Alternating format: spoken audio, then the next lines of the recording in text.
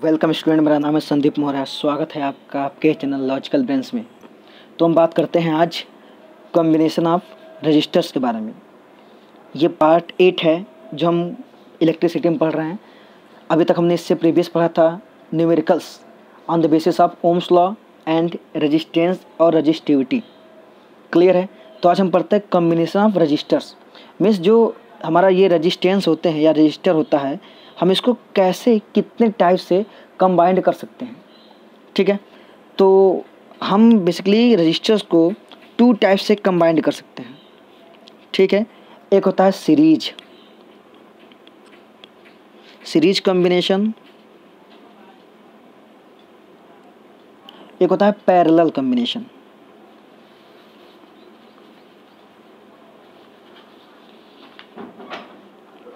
ठीक है, हम रजिस्टर्स को 2 टाइप से कंबाइंड कर सकते हैं, एक सीरीज में कंबाइंड कर सकते हैं और एक पैरेलल में। ठीक है, अब बात आती है कि ठीक है, अच्छा सीरीज कैसा कॉम्बिनेशन दिखता है। अगर हम सीरीज कॉम्बिनेशन की बात करें, सीरीज कॉम्बिनेशन, तो सीरीज कॉम्बिनेशन में कुछ ऐसा दिखता है। हम रजिस्टर लिए, एक रजिस्टर लगाया हमने, 2 3 4, इस टाइप का अगर सीक्वेंस बना हुआ रजिस्टर का, अगर इस टाइप में लगे हुए हैं 1 बाई 1, सपोज ये R1 है, ये R2 है, ये R3 है, ये R4 है, तो इस टाइप के कॉम्बिनेशन को बोलते हैं हम लोग सीरीज कॉम्बिनेशन। ठीक है, अब बात आती है कि हम पैरेलल कैसे डिफाइन करते हैं या पैरेलल कॉम्बिनेशन कैसे लगा होता है। तो पैरेलल में हम क्या करते हैं, बेसिकली एक रजिस्टर यहाँ पे लगा है, दूसरा यहाँ पे। ठीक है, हम और तीसरा को यहाँ पे लगा सकते हैं, चौथे को यहाँ से लगा सकते हैं। तो इस टाइप से अगर ये R1 है, ये R2 है, ये R3 है, ये R4 है, इस टाइप से अगर रजिस्टर कंबाइंड है तो इसको बोलते हैं पैरेलल कनेक्शन। एक के नीचे एक के नीचे एक के नीचे एक, और एक साथ मतलब R1 R2 R3 इस टाइप से लगे हैं, तो इसको बोलते हैं सीरीज। क्लियर है? बात समझ में आ गई? सीरीज कॉम्बिनेशन कैसा होता है और पैरेलल कॉम्बिनेशन कैसा होता है।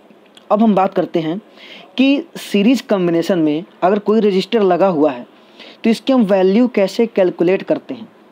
तो इसका छोटा सा प्रूविंग है कि अगर रजिस्टर्स सीरीज में लगा हुआ है तो हम कैसे इसका इक्विवेलेंट या टोटल रजिस्टेंस कैसे कैलकुलेट करेंगे, और अगर रजिस्टर्स पैरेलल में लगे हुए हैं तो हम टोटल रजिस्टेंस कैसे कैलकुलेट करेंगे। ठीक है, तो फर्स्ट हम देखते हैं कि अगर रजिस्टर कंबाइंड हो सीरीज में तो इसका इक्विवेलेंट रेजिस्टेंस कैसे निकालते हैं। ठीक है, तो देखते हैं। देखिए, रजिस्टर्स कनेक्टेड इन सीरीज में हमने देखिए 3 रजिस्टर लिया, R1 R2 R3, इनको सीरीज में कनेक्ट कर दिया। ठीक है, अब क्या होती है सीरीज की खासियत। अब जैसे ही पोटेंशियल देखिए यहाँ से, अच्छा पहले बात करते हैं करंट के बारे में कि सीरीज में करंट कैसे पास होता है। देखिए, करंट अगर यहाँ से पास होगा, करंट यहाँ से आई गया, करंट यहाँ आई पास हुआ, करंट को जाने कितने रास्ते, एक ही रास्ता है। मतलब करंट यहाँ आई यहाँ भी आएगा, करंट आई यहाँ भी आएगा, करंट आई ऐसे निकलेगा। इसका क्या मतलब हुआ कि करंट सेम फ्लो होता है, चेंज नहीं होता। किसमें? सीरीज में।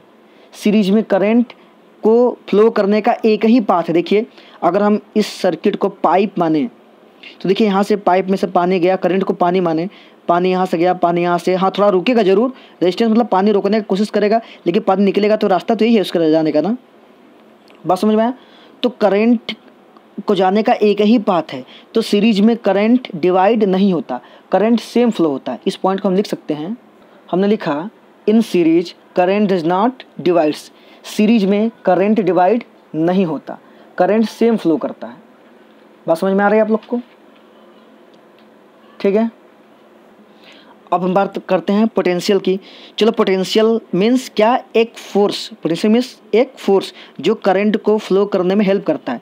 हम देख रहे हैं कि चार्ज यहाँ से इस पॉइंट तक जा रहा है, तो इस रजिस्टर के एक्रॉस चार्ज जब एक पॉइंट से दूसरे पॉइंट पे जाता है तो यहाँ पे इस रजिस्टर के एक्रॉस क्या करेगा, एक पोटेंशियल डिफरेंस जनरेट हो जाएगा। हम इसको बोलते हैं एक पोटेंशियल V1 आ गया। किसके क्रॉस? R1 के क्रॉस पोटेंशियल V1 आ गया।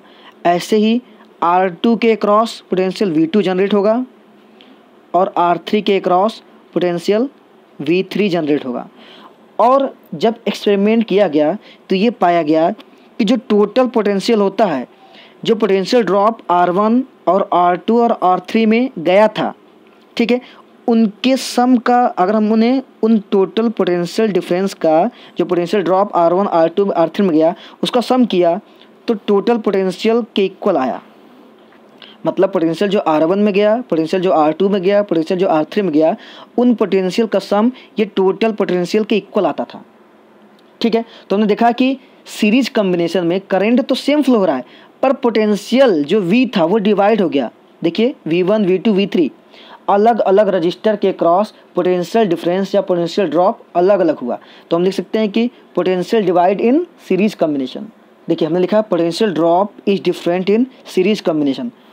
करंट तो सेम फ्लो होता है, करंट चेंज नहीं होता, लेकिन पोटेंशियल डिफरेंस चेंज होता है। चेंज होना मतलब कि बट जाना, डिवाइड हो जाना। ठीक है, तो हम देखा रजिस्टर R1 के क्रॉस पोटेंशियल V1, R2 के क्रॉस पोटेंशियल V2, R3 के क्रॉस पोटेंशियल V3 है। टोटल पोटेंशियल क्या है? V = V1 + V2 + V3। अब हम लगाते हैं ओम्स लॉ। अगर हम देखिए करंट तो डिवाइड हो नहीं रहा है, मतलब करंट R1 रजिस्टर में करंट I जा रहा है, R2 रजिस्टर में भी करंट I ही जा रहा है, R3 रजिस्टर में भी करंट I ही जा रहा है, मतलब करंट डिवाइड नहीं हो रहा पर पोटेंशियल अलग अलग जा रहा है। ठीक है, तो हम ओम्स लॉ अगर लगाएं इस रजिस्टर के लिए तो by Ohm's law for resistor R1, तो अगर रजिस्टर R1 देखें हम तो जो R1 की जो वैल्यू आएगी वो क्या हो जाएगी? हम जानते देखिए ओम्स लॉ क्या होता है? V = IR, ये तो जनरल होता है ओम्स लॉ। अगर हम यहाँ से R की वैल्यू निकालें तो V/I आ जाएगा। बस समझ रहे हैं बात? अगर हम R की वैल्यू निकालें तो V/I, ठीक है, R1 की वैल्यू V1/I, ठीक है। या फिर अगर हम देखिए हमको V1 चाहिए ना, हम V1 निकाल लेते हैं, हम R1 निकालने से हम V1 निकाल लें, हमको V1 चाहिए तो V1 पोटेंशियल ड्रॉप जो V1 ये कितना आ जाएगा? V = होता है IR, तो करंट V1 में करंट जा रहा है देखिए I, और V1 किसके क्रॉस है? रजिस्टर क्या है? R1। देखिए V = IR होता है तो V1 की वैल्यू क्या हो जाएगा? I तो सेम बह रहा है V1 के क्रॉस, ठीक है, और R1 इसका रेजिस्टेंस है। ऐसे ही अगर V2 निकालेंगे हम तो V2 के क्रॉस करंट कितना है? I ही जा रहा है, रेजिस्टेंस कितना है? R2। V3 के क्रॉस निकाल लेते हैं, V3 में कितना करंट जा रहा है? I ही करंट फ्लो हो रहा है, रेजिस्टेंस की वैल्यू क्या है? R3। तो हमने देखा ओम्स लॉ से V = IR से V1 V2 V3 जो पोटेंशियल डिफरेंस V1 की वैल्यू क्या हो गई? IR1, V2 की वैल्यू क्या हो गई? IR2, V3 की वैल्यू क्या हो गई? IR3। अब हम अगर इन तीनों की वैल्यू उठा करके इक्वेशन फर्स्ट में पुट करते हैं, लिखते हैं फ्रॉम इक्वेशन फर्स्ट, तो हम पुट करते हैं तो कि V = क्या लिख सकते हैं? IR लिख सकते हैं, IR = V1 के प्लेस पे IR1, ठीक है। हाँ देखिए V1 आ गया हमारा, V1 कितना था? IR1, V2 कितना था? IR2, V3 कितना था? IR3। हमने तीनों पोटेंशियल वैल्यू निकाल लिया, पोटेंशियल ड्रॉप की वैल्यू निकाल लिया। अब हम जानते हैं फ्रॉम इक्वेशन फर्स्ट में अगर इनका वैल्यू रखा जाए तो V = V1 V2 V3 हमने जब वैल्यू रखा तो V के प्लेस पे रख दिया IR = V1 के प्लेस पे IR1 और प्लस V2 के प्लेस पे IR2 प्लस V3 के प्लेस पे IR3। क्लियर बात? हम लिख सकते हैं IR = देखिए I यहाँ से कॉमन है, I अगर कॉमन ले लें तो आ जाएगा R1 + R2 + R3। ये I और I कैंसिल तो R जो आएगा टोटल जो रेजिस्टेंस आएगा R जो है इक्विवेलेंट, इसको बोलते हैं R इक्विवेलेंट, आ जाएगा R1 + R2 + R3।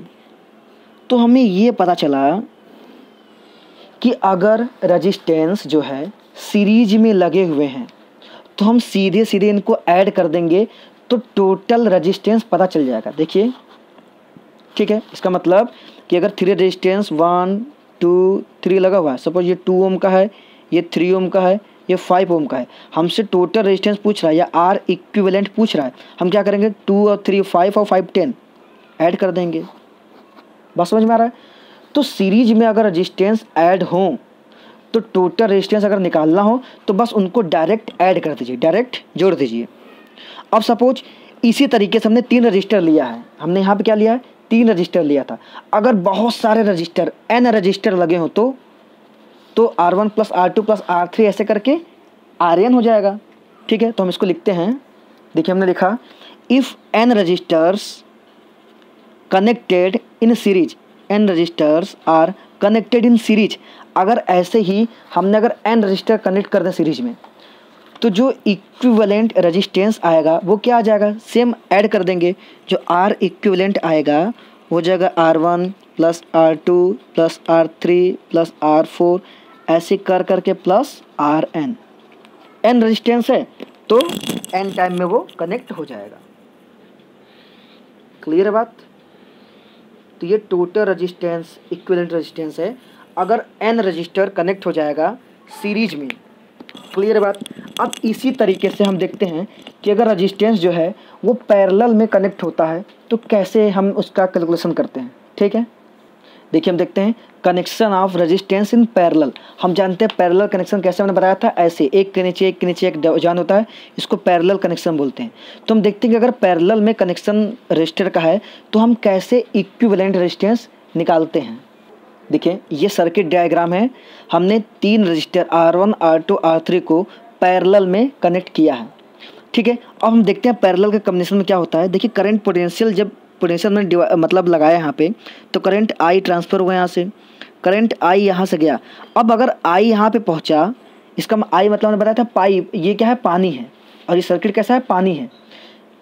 Circuit pipe है और I करंट क्या है, पानी है, वाटर है। अब देखिए वाटर यहाँ से गया, I मतलब वाटर, करंट मतलब वाटर। अब वाटर जाने के 3 पाइप लगा हुआ है, तीनों पाइप से जाएगा। इसका मतलब कि पैरेलल कॉम्बिनेशन में करंट डिवाइड होता है। सीरीज में क्या था, करंट डिवाइड नहीं हो रहा था, सेम करंट जा रहा था, पर पैरेलल में करंट डिवाइड हो जाएगा। डिवाइड क्यों होगा, क्योंकि 3 रास्ते हैं इसके पास। अगर ये I क्या है, मतलब करंट क्या है, वाटर है, और ये सर्किट पाइप है, तो देखिए 3 पाइप है। यहाँ तक तो ये सिंगल पाइप था, यहाँ से 3 ब्रांच खुल गया इसका, मतलब कुछ पानी इसमें जाए, कुछ पानी इसमें से, कुछ पानी इसमें से, मतलब करंट को फ्लो करने के 3 रास्ते, मतलब करंट यहाँ पे डिवाइड होगा। बात समझ में आ रहा है बात को? तो हम यहाँ पे एक पॉइंट लिख सकते हैं कि current is divide in parallel combination. हमने लिखा current divides in parallel connection या कॉम्बिनेशन। कैसे करंट डिवाइड होता है, रजिस्टर R1 में करंट गया I1, रजिस्टर R2 में करंट गया I2, रजिस्टर R3 में करंट आया I3। करंट I यहाँ से I1 I2 I3 में डिवाइड हो गया। ठीक है, फिर यहाँ से I1 आएगा, फिर यहाँ से I2 आएगा, यहाँ 3 I आने के बाद ये सब फिर ऐड होके फिर I बन जाएगा। इसका मतलब जो I है, जो टोटल I है, ये किस में डिवाइड हो गया, I1 plus I2 plus I3 में। इसका मतलब रजिस्टर R1 के थ्रू कितना करंट फ्लो हो रहा है, I1, रजिस्टर R3 के थ्रू कितना करंट फ्लो हो रहा है, I2, और रजिस्टर R3 के थ्रू कितना करंट फ्लो हो रहा है, I3। मतलब हर एक रजिस्टर के थ्रू अलग अलग करंट जा रहा है, लेकिन हम तीनों करंट को अगर हम ऐड करेंगे तो टोटल करंट जो होगा वो ओरिजिनल करंट के इक्वल ही आएगा। इसको इक्वेशन फर्स्ट मानते हैं। अब बात करते हैं पोटेंशियल की। पोटेंशियल ड्रॉप के लिए चार्ज को एक पॉइंट से दूसरे पॉइंट पे जाना पड़ता है। हम देखिए सबका नोड एक ही है, मतलब एक सिंगल पोटेंशियल डिफरेंस से काम चल जाएगा। इसमें पोटेंशियल डिवाइड नहीं होता। जिस प्रकार से सीरीज में करंट डिवाइड नहीं होता था, वैसे पैरेलल में पोटेंशियल डिवाइड नहीं होता है सिंगल पोटेंशियल से। तो हम लिख सकते हैं कि potential does not divide in series, parallel. तो हमने क्या लिखा, पोटेंशियल डिफरेंस इज सेम होता है इन पैरेलल कॉम्बिनेशन। ये कॉम्बिनेशन लिखा है, ठीक है, या कनेक्शन। तो हमने देखा कि पैरेलल में करंट डिवाइड होता है और सीरीज में पोटेंशियल डिवाइड होता था। पैरेलल में पोटेंशियल सेम होता है पर सीरीज में करंट सेम होता था। ये बात बहुत इंपॉर्टेंट है। क्लियर बात, समझिए अच्छे से बात को। अब आगे देखते हैं। इतना अगर हमको समझ में आ गया तो हम आगे चलते हैं। अब देखते हैं कि हम यहाँ से हमको अब I1 I2 I3 की वैल्यू चाहिए। वहाँ हमने V1 V2 V3 निकाला था। अब I1 की वैल्यू कैसे निकलेगी, हम देख रहे हैं I1 रजिस्टर R1 के थ्रू जा रहा है। हम पहले ओम्स लॉ को बुला लेते हैं, ठीक है। ओम्स लॉ हम क्या जानते हैं, बाय ओम्स लॉ। हम ओम्स लॉ से क्या जानते हैं, V = IR होता है। तो हम यहाँ से करंट I = क्या निकाल सकते हैं, V/R। ये बात क्लियर है? अगर आपको ये बात क्लियर है तो हम यहाँ से क्या कर सकते हैं, हम यहाँ से कुछ वैल्यूज निकाल सकते हैं।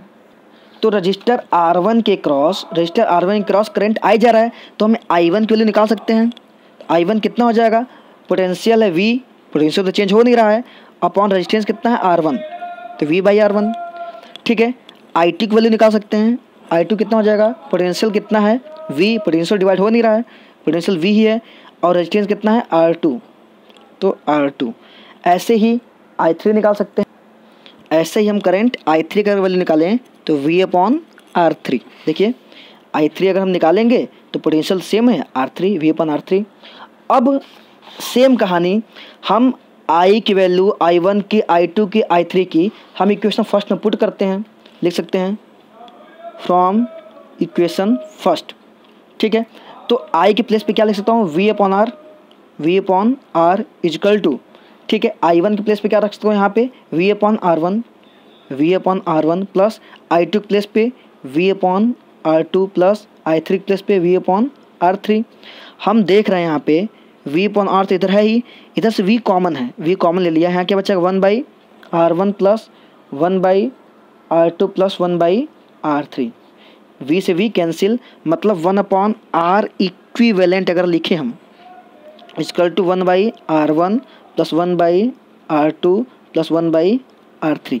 तो हमने देखा कि जो R इक्विवेलेंट आएगा पैरेलल में वो क्या होता है, अगर 3 रजिस्टर कनेक्टेड हैं पैरेलल में R1 R2 R3, तो जो इक्विवेलेंट रेजिस्टेंस आता है वो क्या आता है 1/R1 plus 1/R2 plus 1/R3, मतलब उसका रेसिप्रोकल होके ऐड हो जाता है। क्लियर है बात।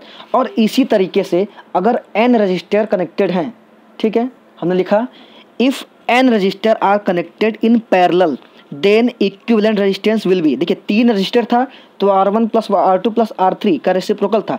अगर n रजिस्टर कनेक्टेड हो तो क्या लिखेंगे 1/R, जो इक्विवेलेंट आएगा हो जाएगा 1/R1 plus 1/R2 plus 1/R3 plus 1/R4 plus ऐसे करते करते प्लस का 1/Rn। अगर n रजिस्टर कनेक्टेड हैं पैरेलल में, ठीक है, तो जो टोटल रेजिस्टेंस है या जो इक्विवेलेंट रेजिस्टेंस है वो कितना आता है, वो इतना आता है। बात समझ में आ गया। तो ये था combination of register in parallel. हमने यहाँ पे आज बात की इस वीडियो में पैरेलल कॉम्बिनेशन की और सीरीज कॉम्बिनेशन की।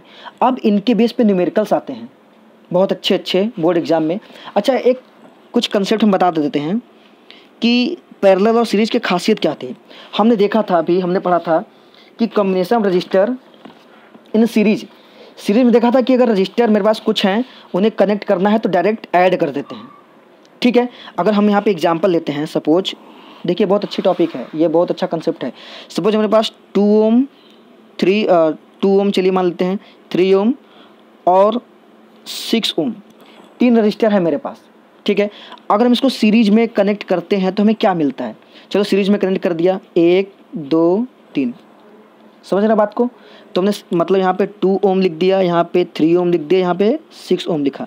तो हम जानते हैं कि जो R इक्विवेलेंट आता है सीरीज का वो डायरेक्ट ऐड हो जाता है, क्योंकि सीरीज कनेक्शन के लिए रेजिस्टेंस कैसे सॉल्व करते हैं, टोटल रेजिस्टेंस कैसे निकल जाता है, ऐड करते हैं, डायरेक्ट ऐड करते हैं। तो हम इसको अगर डायरेक्ट करेंगे ऐड तो 2 + 3 + 6, इसका मतलब 5 और 6 11 ओम आ जाएगा। ठीक है, लेकिन अगर यही इन्हीं रजिस्टर को हम पैरेलल में कनेक्ट कर दें तो देखते हैं रेजिस्टेंस कितना आता है, 2 ओम आ गया, 3 ओम, 6 ओम। तो हम जानते हैं 1/R जो इक्विवेलेंट आता है वो क्या था 1/R1, मतलब हमने 2 रख दिया। ठीक है, 1/R2 मतलब 3 रख दिया, 1/R3 मतलब 6। देखिए हम जानते हैं ना पैरेलल का कनेक्शन कैसे होता है, पैरेलल कनेक्शन कैसे होता है, अगर 3 रजिस्टर या 4 रेजिस्टेंस हो तो 1/R1 1/R2 होता है। तो देखिए हमने 3 रजिस्टर था, हमने इसको पैरेलल में कनेक्ट किया, तो इसको ऐसे सॉल्व करते हैं। तो इसको सॉल्व करते हैं हम, तो हम क्या करते हैं यहाँ पे इसको सॉल्व करते हैं हम, तो इसका एलसीएम लेते हैं। एलसीएम आ जाएगा 6, डिवाइड करेंगे आ जाएगा 3 + 2 + 1, इसका मतलब 3 2 5 1 6, 6/6 मीन्स आ गया 1। क्लियर बात, मतलब 1/R इक्विवेलेंट इक्वल टू 1/1, इसका मतलब R इक्विवेलेंट इक्वल टू 1 ओम। ठीक है, अब यहाँ से एक चीज़ जानने वाली है बहुत ही इंपॉर्टेंट, समझिएगा बात को। देखिए मैं आपको समझाना क्या चाहता था कि हमने 3 रजिस्टर लिया था, 2 ओम, 3 ओम, 6 ओम। हमने इसको सीरीज में कनेक्ट किया तो 11 ओम आया था, लेकिन इन्हीं को अगर पैरेलल में कनेक्ट किया तो आ गया 1 ओम। तो हमको एक चीज़ पता चला कि सीरीज में अगर हम रजिस्टर को कनेक्ट करते हैं तो जो सबसे बड़ा वैल्यू होता है आंसर उससे भी बड़ा आता है। ध्यान दीजिएगा बात को, जो सबसे बड़ी वैल्यू है आंसर उससे भी बड़ा आता है। लेकिन अगर हम रेजिस्टेंस को पैरेलल में कनेक्ट करें, अगर हम रेजिस्टेंस को पैरेलल में कनेक्ट करें तो जो आंसर आता है, जो टोटल रेजिस्टेंस आता है वो सबसे छोटे से भी छोटा आता है। सबसे छोटा कितना था 2, आंसर कितना आया 1। तो यहाँ से हमको 2 पॉइंट पता चला कि अगर हमने रजिस्टर को कनेक्ट करते हैं सीरीज में तो सबसे बड़े से भी बड़ा आंसर आता है। जो सबसे बड़ा रजिस्टर है उससे भी बड़ा आंसर आता है। लेकिन अगर हम इन्हीं को पैरेलल में कनेक्ट करें जो सबसे छोटा है उससे भी छोटा आंसर आता है। तो इस पॉइंट को हम लिख लेंगे, इंपॉर्टेंट पॉइंट है। देखिए हमने ऑब्जर्वेशन करने के बाद ये निकाला, देखिए इनका ऑब्जर्वेशन करने के बाद जब सीरीज में लगाया तो जो सबसे मैक्सिमम था उससे भी मैक्सिमम आंसर आता है। अगर हम पैरेलल लगा दिए तो जो सबसे मिनिमम था उससे भी मिनिमम आंसर आता है। इसको हमने लैंग्वेज में लिखा है, in series combination the equivalent resistance की बात हो रही है, is greater than the maximum resistance. मतलब न्यूमेरिकल में जो मैक्सिमम रेजिस्टेंस होगा उससे भी ग्रेटर आएगा, उससे भी ज़्यादा आएगा। क्या? Equivalent resistance. कब? जब उसको सीरीज में लगाएंगे। लेकिन अगर हम उसको पैरेलल कॉम्बिनेशन लगाएंगे तो जो इक्विवेलेंट रेजिस्टेंस आएगा वो मिनिमम आएगा, उससे भी वो मिनिमम आएगा, उससे भी जो रेजिस्टेंस मिनिमम दिया है। बस समझ में आ रहा है? मतलब जो रेजिस्टेंस मिनिमम दिया था उससे भी मिनिमम आता है। लेकिन पैरेलल में क्या होता है, सॉरी सीरीज में क्या होता है कि जो मैक्सिमम रेजिस्टेंस दिया होगा उससे भी मैक्सिमम आता है टोटल रेजिस्टेंस या फिर इक्विवेलेंट रेजिस्टेंस। क्लियर बात? इस पॉइंट को आप नोट कर लीजिएगा। अब हमको करना है न्यूमेरिकल्स सीरीज और कॉम्बिनेशन का और पैरेलल कॉम्बिनेशन का। इसके बेस पे न्यूमेरिकल बहुत अच्छे आते हैं। ठीक है, तो हम नेक्स्ट वीडियो में न्यूमेरिकल्स की बात करेंगे। तो आशा करते हैं आपको वीडियो अच्छा समझ में आया होगा। आप अच्छे से वीडियोस को बार बार रिवाइज करें, बार बार देखें और कंसेप्ट को अपने कॉपी पे, नोटबुक पे बार बार प्रैक्टिस करें। आप खुद से प्रूव भी करने की कोशिश करें। सीरीज और पैरेलल का प्रूविंग एग्जाम टाइम में बहुत पूछता है। ठीक है, have a nice day. Thank you so much.